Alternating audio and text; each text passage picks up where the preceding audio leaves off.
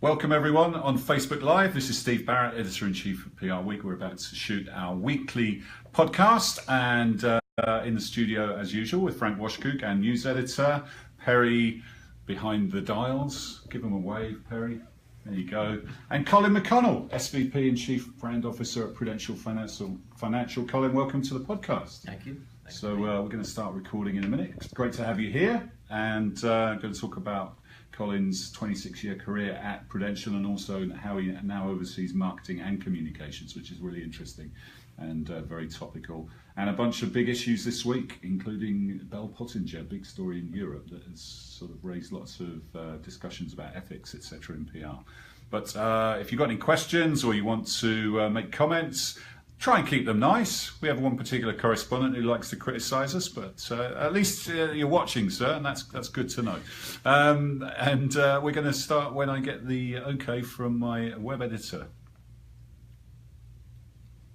Hello and welcome to the PR Week, PRWeek's regular weekly roundup of everything that matters in the worlds of PR and communications. My name's Steve Barrett. I'm the Editor-in-Chief of PRWeek. Going to guide you through the next 25, maybe 30 minutes as we catch up on a busy week of events post Labor Day. Hope you all had a good holiday weekend. A bit rainy for a lot of us, but back now, back into the fall and raring to go. Aren't we, Frank Washkuch, our news editor? Yes. Your tan is still with us, which I'm pleased to see. It hasn't faded yet. Well, a little bit. And for those who are watching on Facebook Live, you appear to be growing a beard. Is that going to be a I'm permanent trying out tradition? I'm trying out for lumberjack school, Okay. and might be a second career. Plaid shirts and beards. You really are adopting the Brooklyn ethics. I ethics, really am. Yeah. Glasses and everything. Yes, indeed. And our special guest this week is Colin McConnell, who's SVP and Chief Brand Officer, Prudential Financial. Colin, welcome to the podcast. Thanks for having me. Good to have you Thank here. you for the warning about the introduction. Yeah, we like to be enthusiastic about what we do around here. Yeah, you know, we've got to be excited about marketing and communications. It's an exciting time. So we're going to talk to Colin. He oversees marketing and comms, really fascinating role, and one that we love to talk about on PRWeek. We'll talk about Bell Pottinger. What an incredible story from the other side of the pond. And as we went on air, they just went into administration, which is a form of pre-bankruptcy, if you like. Yeah. What are you signalling, Frank? Why don't you just tell me? It's going to go into administration on Monday. On Monday. Okay, sorry. Okay, Don't want to get ahead of ourselves. Just holding up my calendar. Thank you, Frank. No problem.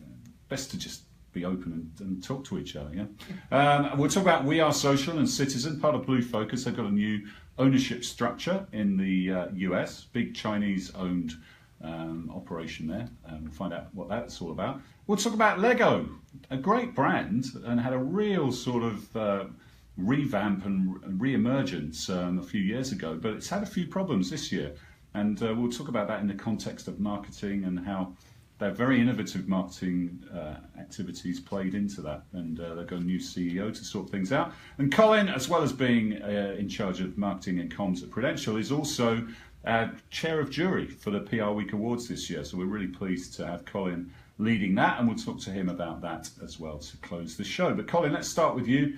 You've been at Prudential 26 years, man and boy. It's difficult to believe you were old enough 26 years ago to come into business, but tell us how your career's progressed in that time, how you ended up overseeing the brand and comms, because that's very interesting to us, and what changes. This is a big question, I suppose. There's been some massive changes in the financial services industry in that time, haven't there? Yeah. So I'll try. We only have. Yeah, indeed. Yeah. I'll try to. And can you do that all in 2 minutes? 26 please? years pretty quickly, but so the boy in me didn't know what he wanted to be when he grew up. I started at Prudential straight out of college, and honestly, I was drawn to the brand, and it sounds a little cliche and somewhat ironic that I'm in the role that I'm in, but through on-campus interviewing, I had 2 on-campus interviews. It was Prudential and the CIA. Oh, okay. And the CIA interview was short, so I didn't meet the language requirement, and I don't think I had the toughness quotient. So, what was the language requirement? You had to speak. Well, you had to speak at least one language other than English, pretty darn good. And I'm not going to make any comment about... I could mangle 2 languages other than English, and sometimes English. Irish? Yeah, Irish American being one. Yeah. So anyway, I started Prudential actually in a recruiting role, which was sort of like half graduating from college. It was a lot of fun, and through an odd set of circumstances, that, just have had situations where I've sort of divined the next opportunity. At some point, I was sort of at a crossroads and wondering, what do I want to do with my life? Do I belong in a suit, in an office, or should I be doing something more creative, more entrepreneurial? And I was thinking about corporate jobs, and for some reason, this notion of speechwriter popped in my head. I have no idea where it came from. I'd never been surrounded by corporate speechwriters. I'd had no interactions with any communications departments of any sort. It just hit me that, gosh, a big corporation like this, they must have speechwriters, and that would be interesting, and I'd always enjoyed writing. What was your college? I was a political science major. Okay. Yeah. Right. And within like a week, a job posting came up. There you for go. Speechwriter It's meant to be. for the the top of the house, and I posted. I caught some breaks. I had to pass a writing test and all that. I knew some people there, so networking helped, and some good luck.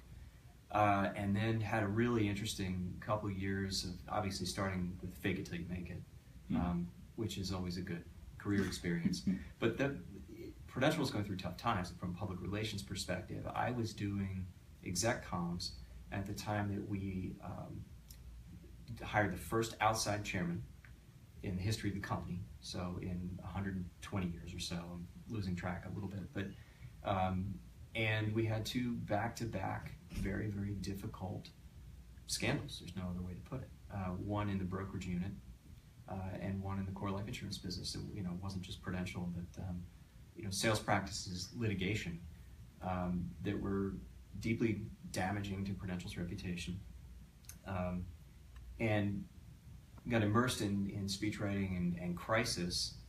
In the midst of that, anybody, if there's speechwriters out there who are listening, can relate, I suspect, that it's a really, really energizing profession when you're in the right circumstance. If you have just the right principle that you're working for, and they can do a soaring oratory, and you work in a visionary industry during a visionary time.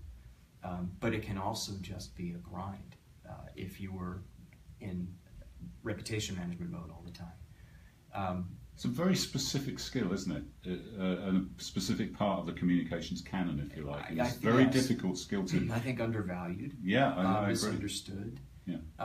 Why does it tend to be such a young person's game, at least nowadays? Because I think what happens is, at least in my experience in having met other speechwriters, who, by the way, are hard to meet, it's that the responsibility for writing the speech rolls downhill in the organization. Somebody gets invited, a senior executive gets invited to give a keynote or a speech at some kind of event, and everyone panics, and they push it down to the lowest level of competence, and it's usually somebody that they know in the organization that once either acknowledged they could write, wrote a good memo, or was an English major or something like that, and then their competence gets them a job, oftentimes whether they want it or not. I think a lot of speechwriters kind of find their way into that. I mean, there's no... I guess speechwriters have a little bit more notoriety now as the curtain has been pulled, political world, especially and the curtain's been President pulled Obama's. back on how communications apparatus works and everything. But certainly back then, it was much more of a sort of a sneaky back office operation. It's difficult to speak in someone else's voice, isn't it? To write in someone else's voice. I found when I only tried it a couple of times. I think that's right, and I think it's also. If you're really doing it and you're writing for large rooms, I think really good speechwriters understand the setting as much as they understand the speaker. Sure.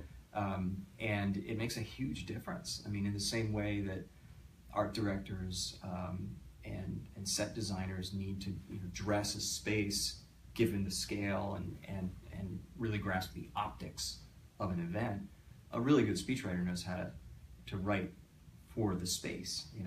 If you see someone come out at a DNC or RNC national convention, the kind of speech they're going to deliver there is, if it's done right, it's uniquely catered to the size of the space. Slightly raucous audience, potentially, And not to take you off track, but one thing I learned last year covering the Republican convention was that there are speeches that play wildly popular on TV and just don't go over well in the least bit in the hall.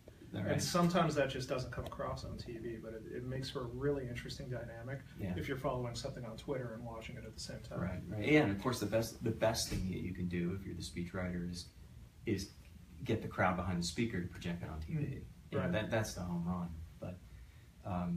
But it's an interesting, misunderstood, underappreciated profession, and they're probably, to your point, more attention within the communications industry in lionizing the best of the best and making them more visible and cultivating the craft probably would be good in the long term. I feel a piece coming on for PRWeek, Frank. Definitely something we should look at.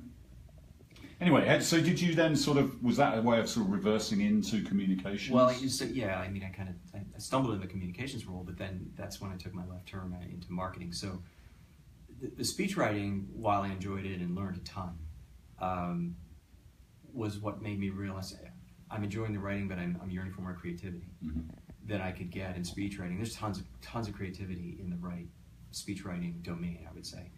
But where I was and what I was doing, it wasn't enough. And I realized in that moment, like a bolt of lightning, oh my gosh, I'm an advertising copywriter, and I'm doing speech writing, and I belong on the advertising side of the house. I've always had artistic ability, a songwriter, and I realized even since I was a little kid, I've always enjoyed advertising, even when I hated it. Even when it was interrupting my programming, I was analyzing it, reverse engineering the brief.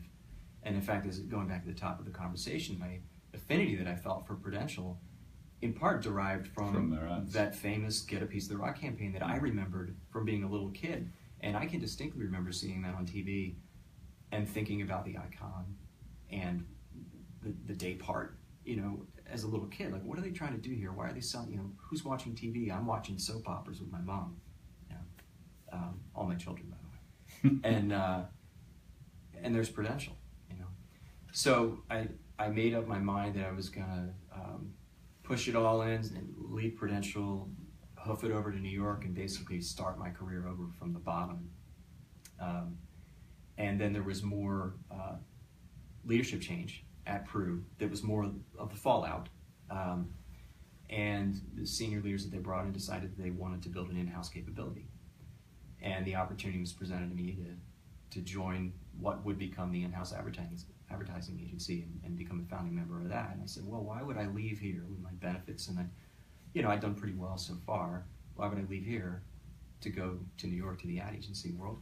If this opportunity has just presented itself, at least I can give it a shot. Sure.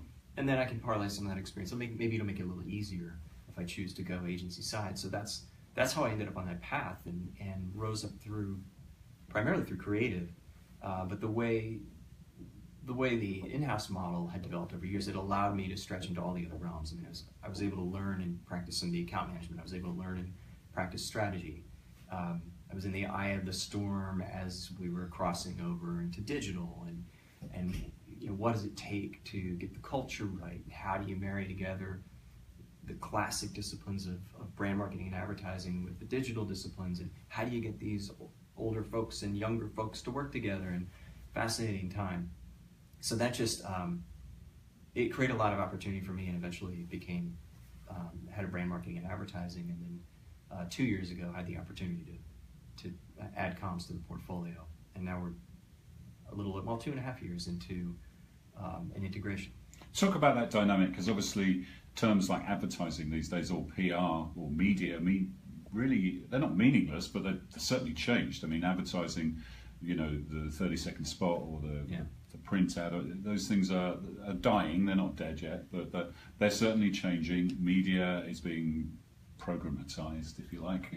The human element is kind of leaving that. Media agencies have a bit of an identity crisis. Everything does seem to be coming into earned or storytelling, which is where communications pros have always been. So in a way, everything's coming to PR or comms, but everyone's now doing it. And but having someone overseeing both seems to make a lot of sense in certain organisations, not every organisation. And it's interesting. We had Pete Marino from Miller Coors on here last week, and he's just been elevated to president of a business unit within the brewer as well as comms. So he's, often communications professionals kind of stop when they get to the comms area, but you've come into it a different way. talk about that a bit and the sort of conflagration, if you like, of communications and branding and marketing. Yeah. So you hit a lot of things there. I mean, I agree 100%. I try to avoid the use of the word advertising. It doesn't serve us well in our in-house model, and we have a very, very, very capable, very strong in-house advertising agency that a lot of organizations would envy and love to have. So it's still going strong. Oh yeah, absolutely, as strong as it's ever been. But it's not terribly well understood, because a lot of people look at advertising and they get caught up in those old mental models. Mad Men didn't help, right? Yeah. Becoming as wildly popular as it did, and sort of showing the more crass side of the industry at a time when the industry was being overwhelmed by strategic and analytical rigor, as opposed to the diabolical Mad Men pulling one out at the last minute with a big idea. And so we've tried to not run away from it, but I mean, I can't tell you how many times I've said it. Advertising as we knew it is dead. It's just becoming something different. If you want to have fun, and you have 10 minutes to spare, go to Google and type in, media convergence, and go back to like 2010, 2011. Look at some of these articles that are archived in some of the thought leadership blogs and everything, and look at what some of the arguments were. And I use the word argument for a reason. I mean, there was a debate going on about us versus them, PR versus advertising, and journalism versus content marketing. And I always found it to be an academic argument. The people that were having the argument, by and large, had little control over where it was going to go. To me, the technology has always been the driver. The consumer has followed the technology where it went. The first time I saw a phone introduced with a camera on it, I remember, and I'm ashamed to admit it now, I saw the commercial and I was like, why the heck would I ever want a camera on my phone? And then, of course, as soon as I got a phone with a camera, I was like, oh, now I get it. Yeah. So, technology is definitely leading the behavior. And of course, the technology is also catering to some of the desired behaviors, but I do think technology has been the driver, and the debates around channel convergence and all that, I do think have been mostly academic. And by and large, convergence has created far more opportunity than it's squashed. I think in terms of business models, how do you monetize the skills, and how do the different players come together? I think the free market's kind of working it out. I think there have been some wins and losses.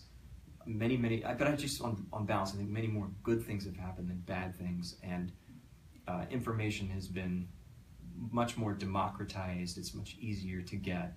Now, there are a lot of downsides now where, we're sort of living in our lanes, and, we're selecting what we want. Everything's ultra curated, and there's problems that come with that. Problems around algorithmic, things like that. But I still think that on the whole, much more good has been created by that. And I also think, to your point that you made about how comms has always been at the center of storytelling, I actually think this has forced comms to be much better at storytelling. And I think a lot of comms and PR has been more event-driven. It's been episodic, event-driven, and let's transmit information, and a little bit more news orientation than true storytelling. The best comms professionals have always been doing storytelling, but I think a lot of the industry kind of lapsed into the episodic, something happened over here, let's tell these people over here.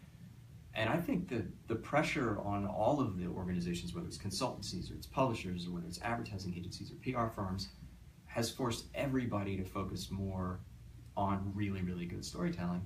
I also think it's spilled over into the entertainment industry. I mean, there was a time where you'd have to go to your friends and say, what's the next show I could binge watch? And now your queue, I mean, you don't have enough hours in your life to watch all the shows that are actually worth watching. It's a good golden age, I think, to be in a Marcom space, but I do think it puts a premium on orchestration. And we talk about orchestration a lot at my organization. How do you get all these pieces to move? Yeah. So how do you structure it then? How does where does everyone sit? Yeah. What does that agency look like now? Yeah. So we're not one big thing, and that's the first question. coming into the role and not having a deep PR background.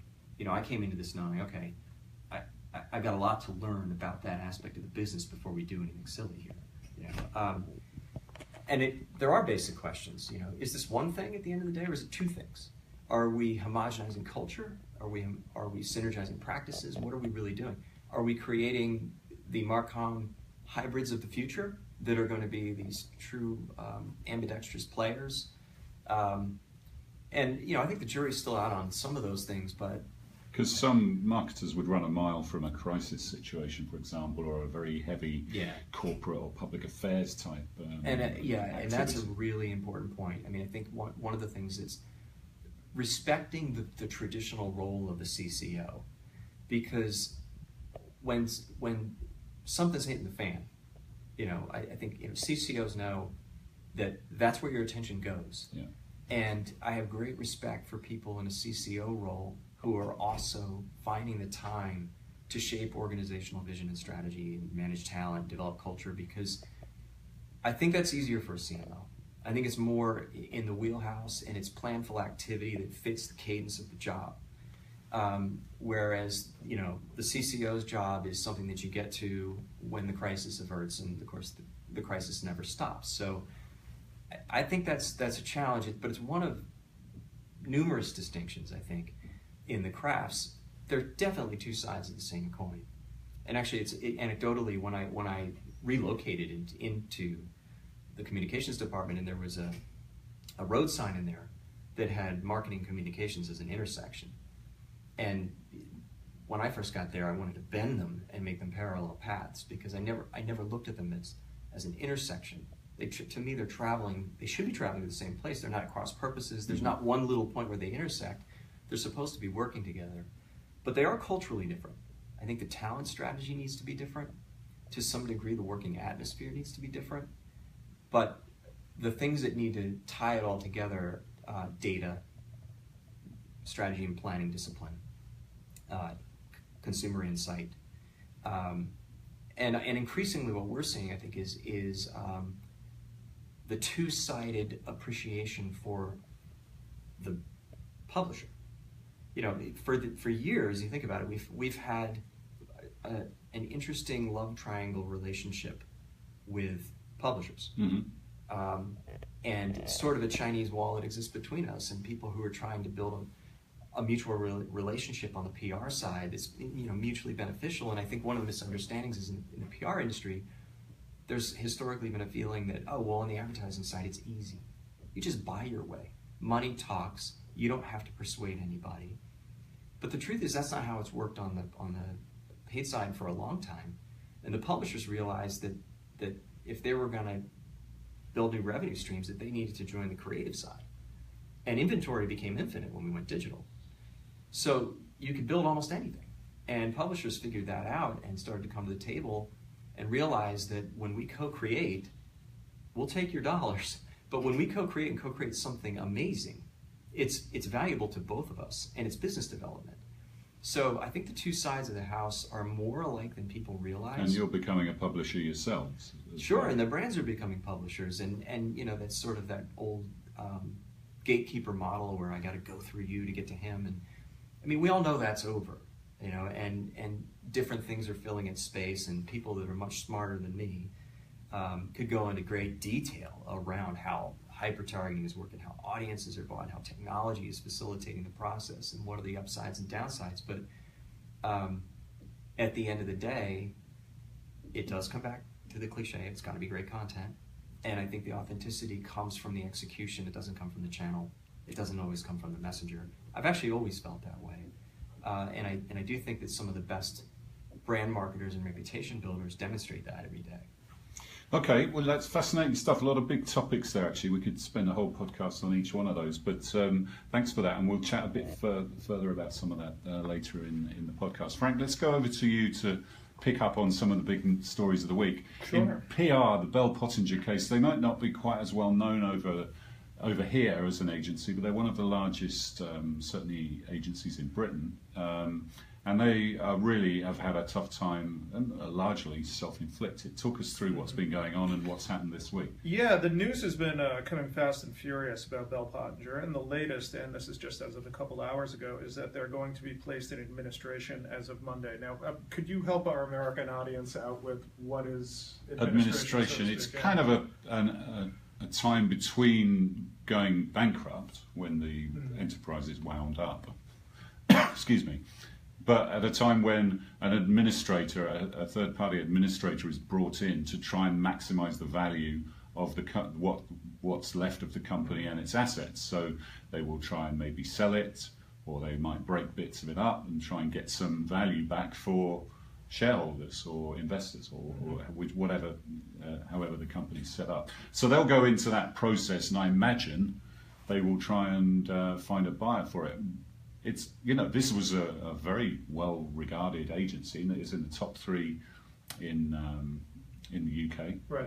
It has been the top, I think, in terms of revenues. And, it's clearly, it was founded by Lord Tim Bell, who's one of the most famous PR people in Europe. He famously did Margaret Thatcher's PR, and he was responsible in the 80s for really building that image that took her to power and shaped a decade, if you like. So, very famous guy. He was forced out a couple of years ago. I think it was a couple of years ago. You might be able to tell that bit of a story with James Henderson, who was the CEO, kind of took over from him.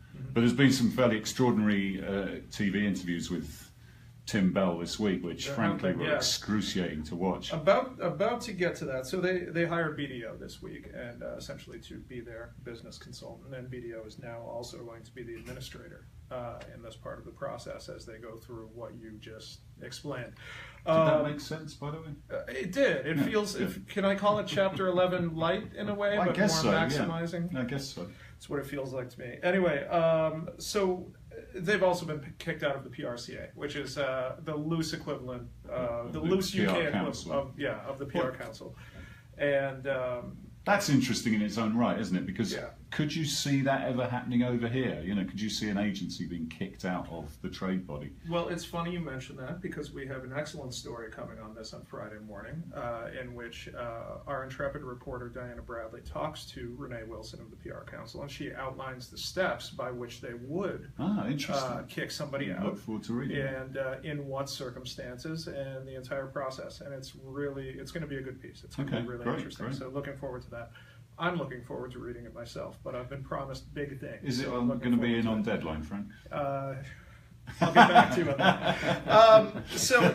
And one of the more interesting parts of this, and this I don't think I've covered the agency business for a while, and I don't think I've ever seen a firm like Chime go and say, we own 27% of you, we're just going to give it back, you don't owe us any money, just take it. So really in uncharted waters with this this Bell Pottinger story. I can't think of another agency story like it. I can't think of another business story exactly like it. And just quickly explain what the initial controversy was that led to all this. Right. So they were doing work for a client in South Africa, and the campaigns that they were running on behalf of them were accused of very serious race baiting, which of course in South Africa is a very extremely sensitive topic. And eventually the CEO resigned. There were serious complaints about them, and this has been a story that had been kind of slow rolling for months, but then really picked up steam again in the past 10 days. I mean, that raised the issue about what sort of business agencies should take on, right. and Bell Pottinger is fairly notorious for, sailing close to the wind on that one. They would take on Bahrain or Libya or, work that you would, would have to think very carefully about before taking. So I pointed it out in this morning's newsletter, and that if you read and I'm not that big on these anonymous op-ed stories, but The Guardian had one this morning from a former staffer, Bell Pottinger staffer, in which they describe, I don't want to say an atmosphere of sexual harassment, but women being told to wear heels. An old school a boys' club, you might say. Yeah. Also a difficult environment for people of color to work in.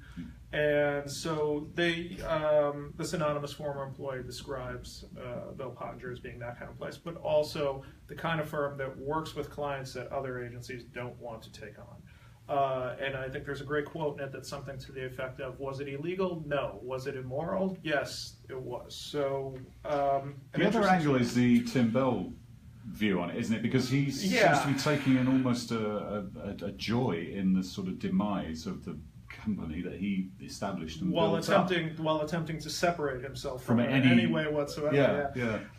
So he was on the BBC this week, and in a really fascinating moment, essentially said that their prospects for continuing as a business just don't look good, which hard to imagine any founder saying that about a business. But and then a few days later, it's in administration. Exactly. So, yeah.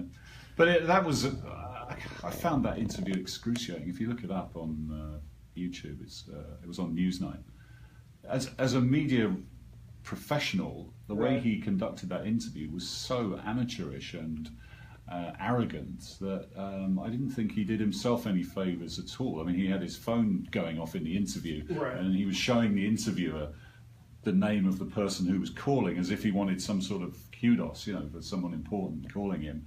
And then the phone went off again later. I mean, this is sort of media 101, isn't it? Yeah, I mean, you would think somebody that worked for a prime minister would be overdoing that kind of thing by about 30 years, right? I don't think he cares. Yeah, one thing, just thinking about the basic optics of it, it's impossible to separate yourself from a company that has your name on it, isn't it? Yeah, so good luck with that, I guess. I don't know. Yeah, I mean, I don't think anyone would take any pleasure in a business, £60 million, I think it's 60 million, something like that, business failing and the people who work there. But on the other hand, I think the issue of ethics in PR and who you work for and how you conduct yourself is absolutely crucial, especially, I mean, Colin, I know you can't really comment on the specifics of this, but the ethics of a PR person are right at the fundamental core of what communications is all about, aren't they? Yeah, I think, being perceived as honest brokers of truth is pretty much the center of the profession, and that when PR agencies need to hire PR agencies, it's probably not a good thing. Yeah, that's a good point, and it just brings PR into disrepute.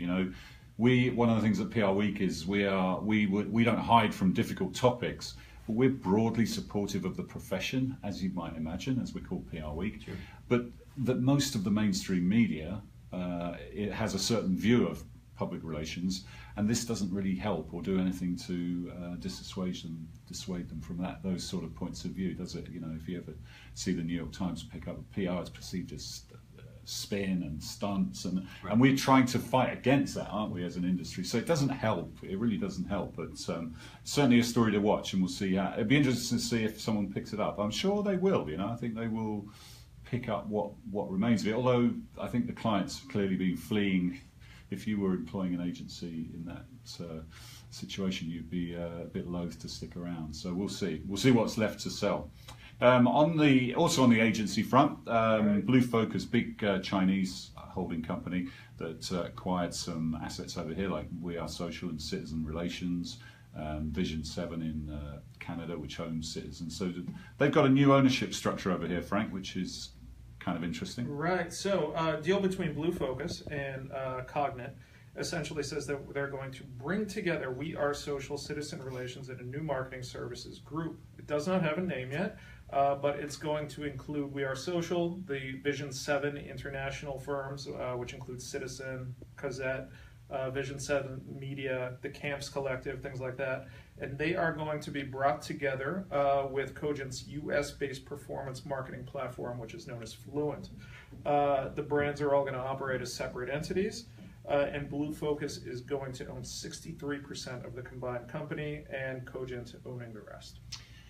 Colin, agencies are going through something of not an identity crisis, but they're certainly reshaping themselves, restructuring themselves, and clients like yourself are driving that, aren't they? What are you looking for in third-party agency support now, and how are you encouraging them to change to deliver what you need as a client? Well, I think, to me, the most important thing, whether it's on an advertising side or on the PR side, is I want to feel like the basis of the relationship is a mutual desire for an outcome. So I think the pressure on agencies to change their business model, to create new revenue, I have a lot of sympathy there.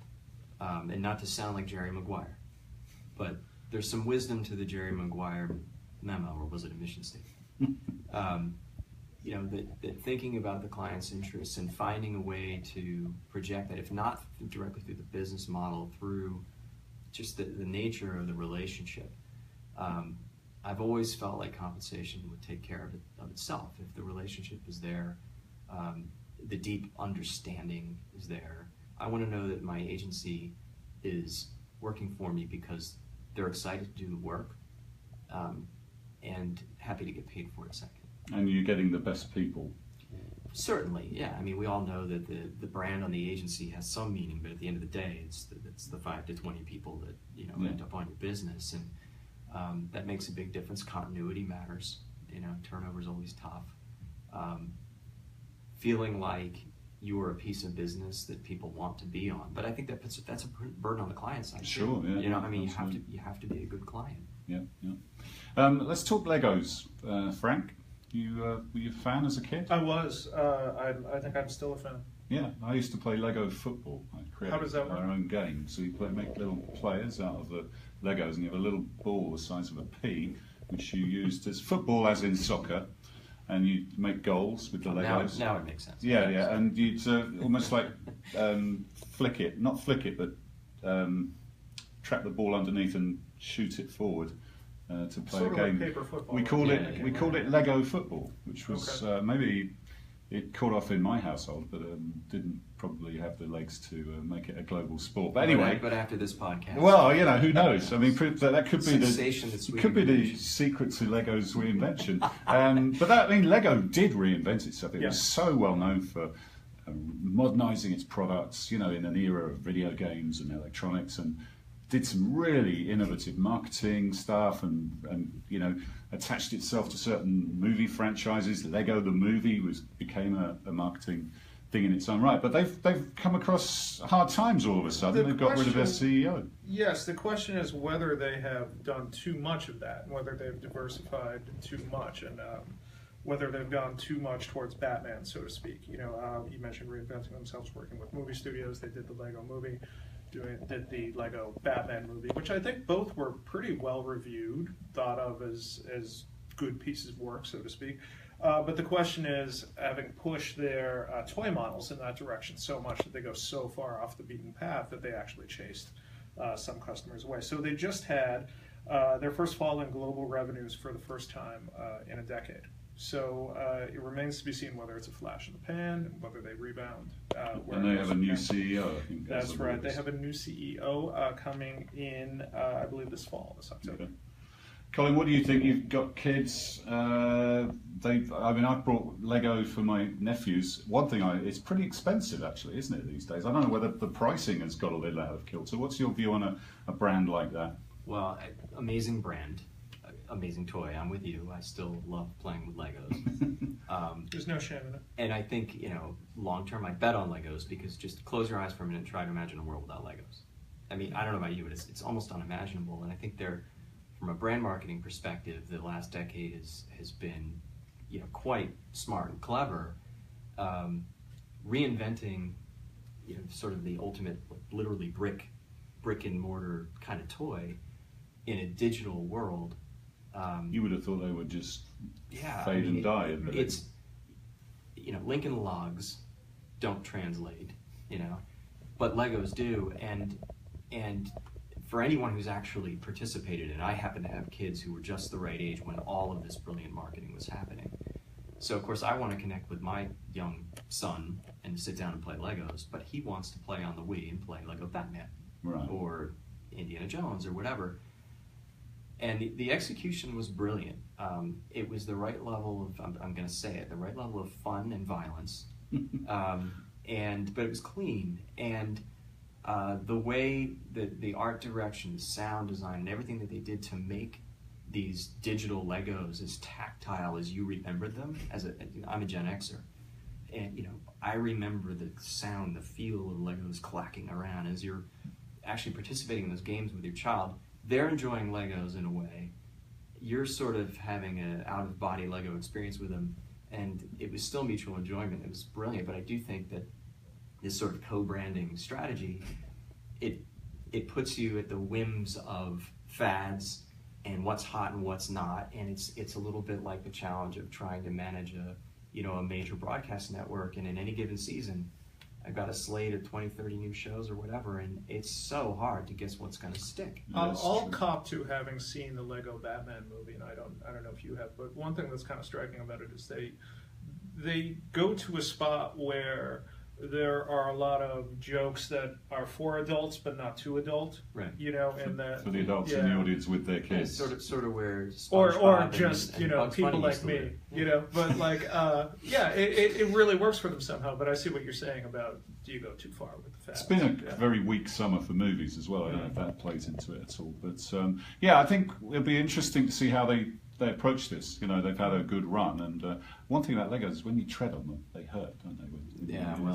We've all done that, I think. Nothing's perfect. So, and you mentioned the Wii versions of Wii-related things. Our sister magazine Campaign did a story about how Lego can fix itself, and one thing they mentioned was that Minecraft is also founded by a Swedish company before Microsoft bought it, and Minecraft has, which I'm not that familiar with, it's enormous. Has somehow very closely related to Lego. Well, it is Legos. Yeah. I mean, I've always wondered about that. Candidly, I couldn't tell you right now what is the relationship between these two things, but you're building with Lego blocks. You're building worlds with Lego blocks, and I can tell you it's incredibly addictive for kids of many, many ages. And I can't tell you how many hours my son has played online socially with Minecraft. And then there's co-creation around it, which is fascinating. So there are sort of power users out there in Minecraft world that are building mods, and you can do all these interesting things. I think that's siphoning a little bit off of Lego. Yeah.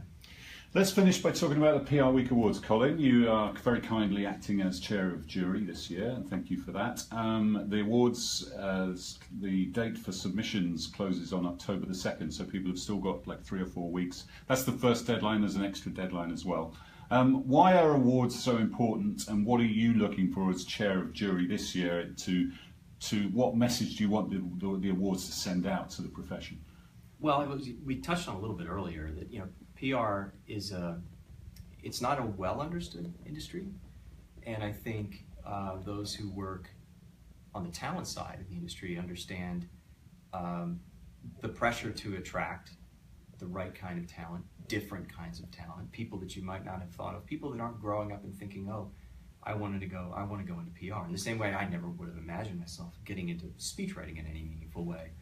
And I think any award show would do that. I think, when you take a brand like PRWeek and you put it on it and you give it the credibility of PRWeek, it's meaningful. And I've always said I don't want to build a business or build an agency around how many awards we have. I think, clients see through that, and we saw, some fascinating stuff going on, with Cannes this year. Publicis pulling out, and that's I guess it's not such a great surprise, but it's better to win them than not. I always said, but when you do win them, they can be enormously powerful in terms of raising your talent brand, and I think that's a big deal in terms of showcasing the work, because I do think that there's a lot of amazing work that goes on the PR side, having been a past judge and seeing the quality of the work, and also having been a judge on various advertising awards panels. I've seen a lot, and there's amazing work going on there. I do think that for whatever reason, the advertising industry, maybe because the culture of awards is sort of so deeply entrenched in the industry, the advertising industry tends to get a little bit more attention there. So I think it's important to draw more attention back to the really great work of PR. But when I say really great work, I mean really great work. I like not the sort of superficial stunt-driven work, which you still get quite a lot of it. And don't get me wrong, I love a great stunt. But that's not the stuff that's that changes the world. The stuff that really changes outcomes. It changes the way people think. That activates tens of thousands, hundreds of thousands, or millions of consumers. Or advertising agencies talk quite a bit about starting a conversation. And great PR campaigns do that. that. I have to ask, being in the financial services sector, what did you think of State Street, Fearless Girl, which won the PRWeek award last year, but also did very well at Cannes? Well, there's much to admire about it. Starting from, a cause that it's hard not to get behind. Sure. I mean, who wouldn't get behind that? Sort of brazen execution is hard not to admire. Right down to the name Fearless Girl. Just from a PR perspective, or even from a slogan perspective, that there's something very sticky about it. But also the activity behind it, to put your money where your mouth is, and to canvas, corporations and look at their boards and look at their leadership and figure out, to call attention to an issue that probably would not have been illuminated so greatly in any other way. Yeah, we had Anne McNally on the podcast, and it was, they did a great job there. And interestingly, McCann did that, an ad agency. You could say that's a PR idea. I mean, sure. It doesn't really matter, but it's a great idea. That's right. You could call it outdoor advertising, or whatever. Yeah. Yeah. So one tip we did a PR Uncovered event, which you were part of, giving tips to people on putting. I thought that was a great idea. Yeah, yeah. What would your sort of one or two top tips then be for people putting their submissions together now to catch the eye of the judges? Yeah. Well, one of the things that came up that I agree with, the panel brought it up again and again and again, and that's the video, and that's not to put pressure on people or create an unlevel playing field, because look, we're being filmed on I'm not sure what kind of phone that is now. It's an iPhone. On a phone. It's my iPhone.